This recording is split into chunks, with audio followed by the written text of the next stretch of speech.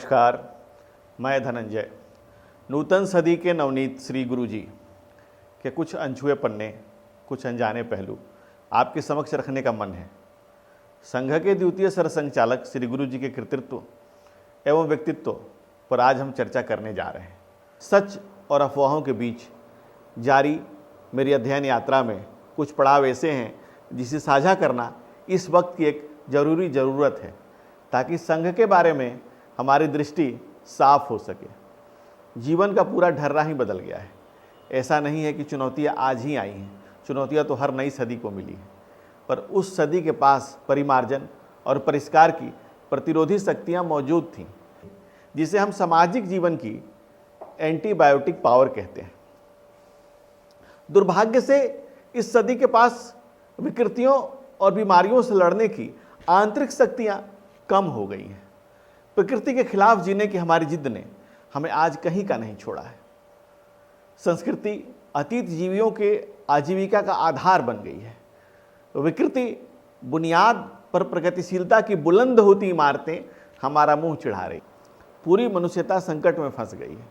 बुनियादी सवालों से टकराती मनुष्यता के सामने अब इसके अस्तित्व पर ही संकट आ गया है। रोजी रोटी के प्रश्न अब पीछे ही छूट गए हैं। अब मानवीय सभ्यता के अस्तित्व पर ही प्रश्न उठ खड़ा हुआ है। जो समाधान थे वे स्वयं एक सवाल बन गए। मनुष्यता जिस मोड़ पर आ खड़ी हुई है, वहां से कोई रास्ता नजर नहीं आ रहा है। आखिर क्या बचे हैं जीवन के रास्ते? स्वयं को बचने और संसार को बचाने की बेचैनी ने मुझे नई राह की तलाश के लिए मजबूर किया है। क्या बने बनाए रास्ते पर चला जाए या फिर रास्ता निकाला जाए? किसको उदाहरण बनाया जाए और कैसे उदाहरण बना जाए? मानक और मूल्यों की तलाश से मुझे संघ की ओर ले आई। वैसे संघ मेरे लिए एक अबुझ पहेली ही था।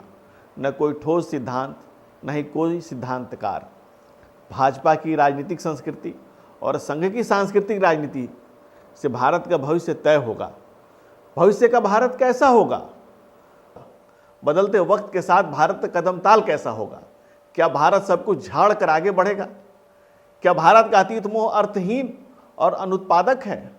अतीत और भविष्य के बीच का संतुलन कैसा होगा? हिंदू जीवन मूल्य सहजीवन और सहअस्तित्व पर टिका है। सदियों सदियों से सहजीवन और सहअस्तित्व के मूल्य हमारे लिए सनातन बने रहे हैं। जो कालबाह्य थे उसे हम छोड़ते रहे और जो उपयोगी थे उसे साथ लिए आगे बढ़ते रहे।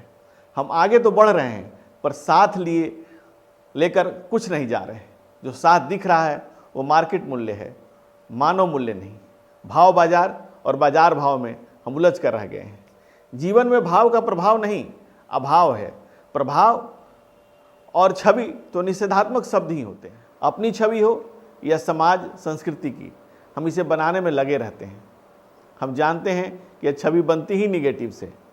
छवि निर्माण की प्रक्रिया निषेध से शुरू होकर निषेध पर ही समाप्त हो जाती है, और यह प्रक्रिया कालांतर में व्यक्ति हो या समाज उसे निरर्थक बना देती है। इस प्रक्रिया से समाज और राष्ट्र का विश्वास जीतना मुश्किल काम होता है। बुद्धि के बल पर पद पाए जा सकते हैं, पैसे कमाए जा सकते हैं, प्रतिष्ठा कमाई जा सकती है। बुद्धि से व्यवस्था का भी जन्म हो सकता है।